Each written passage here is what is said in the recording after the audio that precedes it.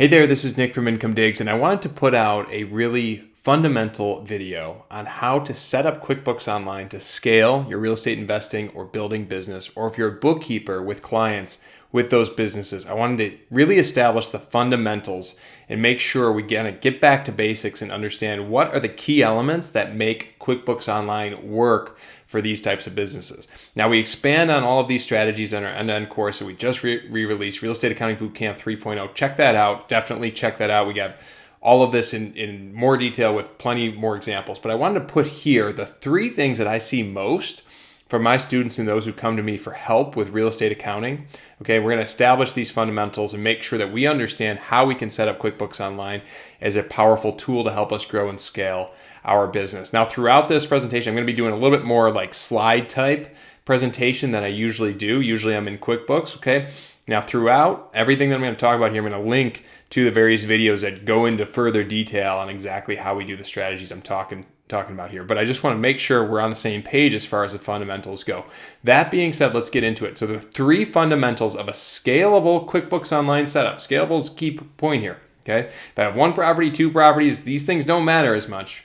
But when we're thinking about building our business and being able to scale, these are the three, okay? So one, implement a two-dimensional chart of accounts. I have a very specific video on this, but I want to talk about the theory behind it today and make sure we understand exactly what that is and why it's important for our books. Two, master journal entries. A lot of us are afraid of journal entries. I'm going to show you why you don't need to be afraid of journal entries and why, if you understand them, you can really do almost anything in QuickBooks Online. And third, the most underutilized feature within QuickBooks Online is leveraging products and services. We're going to break that down as well. Again, all three of these, we have specific, supplemental videos on that.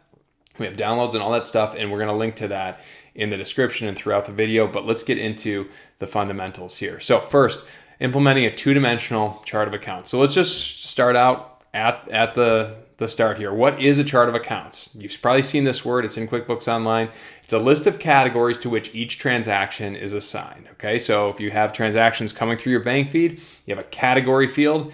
That category, that's a chart of accounts. That's a list of accounts. That's your chart of accounts. Okay, it makes up what I call the architecture of your accounting books. Okay, you are in charge of what that chart of accounts can look like, okay? And this dictates the look and feel of your balance sheet and your profit and loss. If you've seen anything on the videos that I put out, I am really adamant about your reports drive the conversation. So whatever reports you want to have out there, whatever your list of categories and rows in your accounts, that's your chart of accounts. We have to nail that so that our reports look the way they should, okay?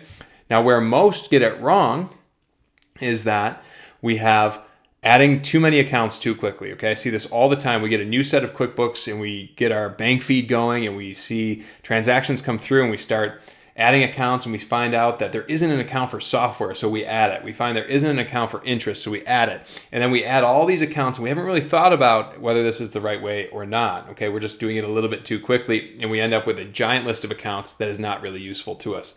The second thing I see is that we have students of mine, so investors, bookkeepers, who think there's just one right way to do it. Okay, they're listening to their CPA and they're looking at the IRS and like, okay, my accounts need to be this way because that's what my CPA said. Remember, real estate is very, very unique.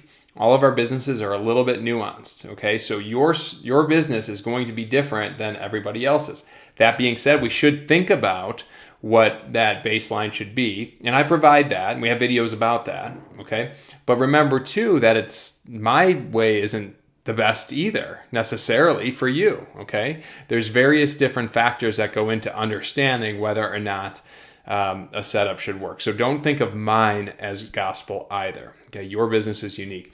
And the last, most crucially important, and this is where so many people get it wrong, is we specify different accounts for each property. Okay, when you do that, what you do is you get what's called a one-dimensional chart of accounts, and you get this gigantic list of accounts with a bunch of accounts per property, and it's just not scalable. So what does a one-dimensional COA look like, a property-specific chart of accounts? Looks something like this. And what I'm demonstrating here is just two properties where you have like, here's property one, and then you have sub-accounts below it, property two, sub-accounts below it. And if you think about having 3, 4, 10 properties and having 4 or 5 accounts for each. Your balance sheet or your P&L, whichever way you're doing it, sometimes I see it both, is going to grow vertically.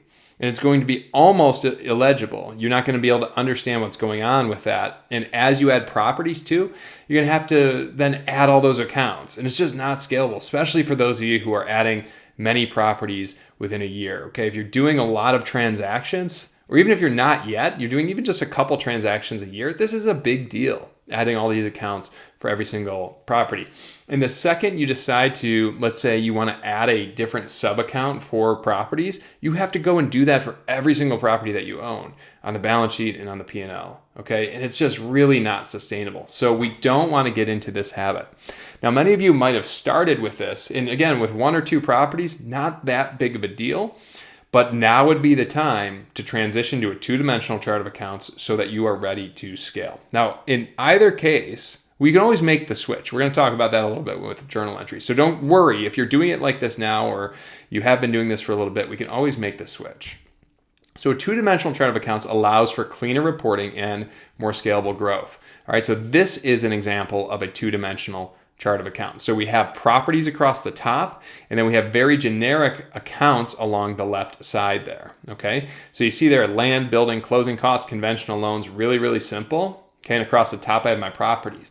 What's great about this is I can keep my chart of accounts stable. Okay, I don't need to do anything with those. I don't need to add accounts to those. And every time I bring on a new property, all I need to do is add to my list of properties, and I'm doing that either in customer or in class. Now, I have videos on all of that. We'll link to all that, okay?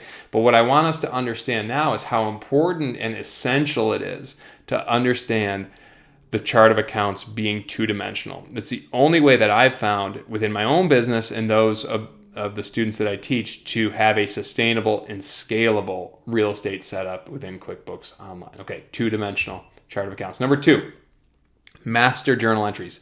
Okay, I don't want you to be afraid of journal entries. I want you to embrace journal entries. They're so powerful and they are great. All right, so don't be afraid of journal entries. Every single transaction in QuickBooks is a journal entry. A lot of people don't understand this, and it took me a while as well to understand this, but no matter what we do, whether we create a journal entry or we record an expense or a transfer or a deposit, an invoice, any transaction within QuickBooks Online, in the background, in the guts of QuickBooks Online, it's a journal entry. So what QuickBooks is doing is it's helping to alleviate confusion with different transaction types by kind of taking care of the journal entry for you. And I think knowing that has helped me with the actual journal entry. And if you pop open a new journal entry, you're going to see that there's 2 sides of it, right? There's debits and credits. And so all that means is that when we do a transaction where we don't have to worry about debits and credits, because they're kind of confusing, we just kind of create an expense. From which account did we pay? What account was it for? Okay, that's nice and easy. I didn't even have to think about debits and credits, right? QuickBooks is doing the debiting and crediting in the background. Okay, but if we think about actually doing some journal entries ourselves, we can do virtually anything in QuickBooks Online. Any transaction that we can do with an expense or a deposit or anything like that, we can do it in QuickBooks with a journal entry as well. So if we embrace that, there's almost nothing we can't do. And journal entries, I find, really help us to understand difficult situations. So even if there's a transaction that could potentially be handled with one of the other transaction types, so general expense, but maybe there's an expense that's split up and some of it's like owner's pay and contributions, I find that a journal entry helps me to think through that transaction, and QuickBooks will force us to kind of opposite the debits and credits to make it work out. And that can often lead to a better understanding of the books, okay? Journal entries help us to record important and complex transactions. So there's certain transactions that I've listed here that I teach to my students 100% of the time use a journal entry.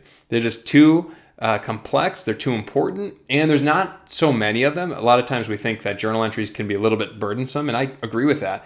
But these types of transactions, it's not like we have 17 of them every single day, right? We're not necessarily buying a property every single day or buying multiple properties every single day. So we can take the time to create a journal entry for these. So purchase of property, absolutely journal entry. Even if it's a simple one, journal entry.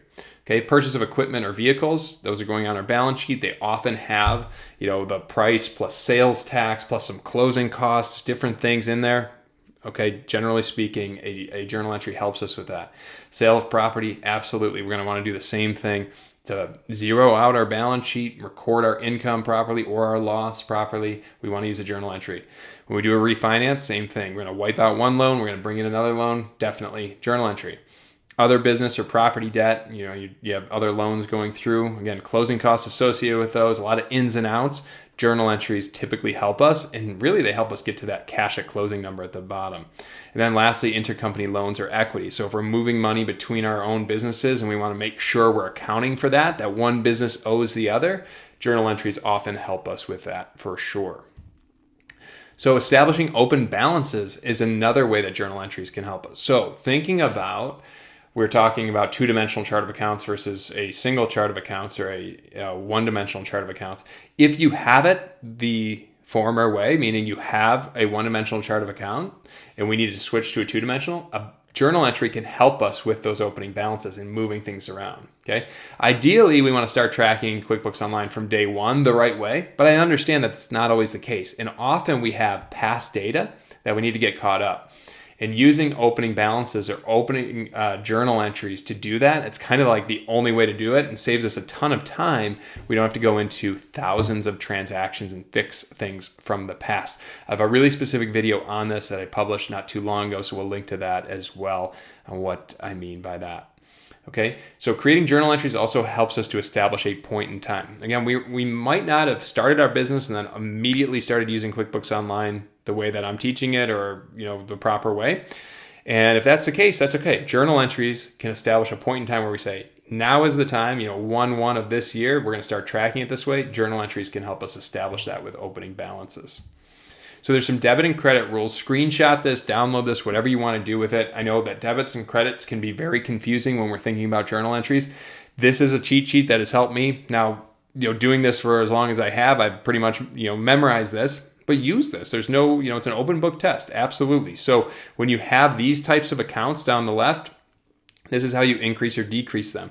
And really what I do, that second to the bottom there, the asset one, is one that I memorized first. So I realized that if I increase my bank account, increase an asset, a fixed asset of any kind, to increase it, I'm debiting it. And once I learned that, I can kind of apply the rule of opposites to learn what the other ones are going to be.